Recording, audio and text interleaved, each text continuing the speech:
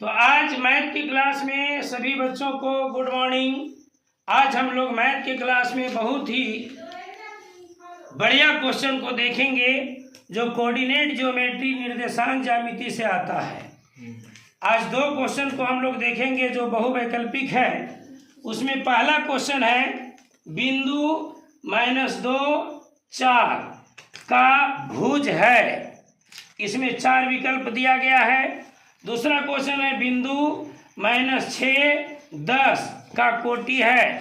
इसमें भी 4 विकल्प है।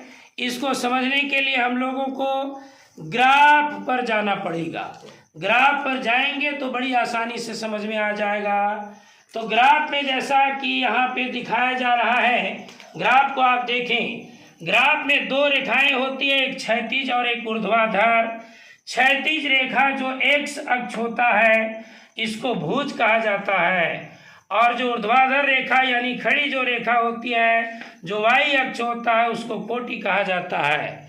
भुज में मूल बिंदु से दाईं ओर प्लस में, बाईं ओर माइनस में, और मूल बिंदु से वाई अक्ष में ऊपर प्लस में और नीचे माइनस में लिखा जाता है।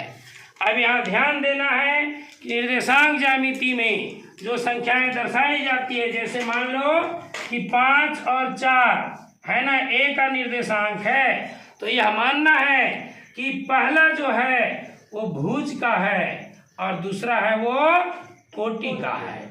यानी पहला जो मान है वो एक्स अक्ष का है और दूसरा मान है वो वाई अक्ष का है।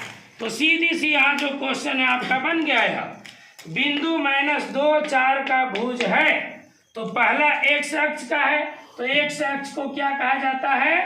भुज। और वाई अक्ष को क्या कहा जाता है? कोटि। तो यहाँ प्रश्न है कि भुज है तो एक्स अक्ष में भुज कौन हो जाएगा? -2। जोर से बोलिए। -2। इसका -2 ऑप्शन हो गया, यानी पहला। दूसरा में है बिंदु -6 और 10 का कोटि है, तो कोटि बाद में होता है, तो यहाँ पर कोटि का मान कितना हो जाएगा? 10।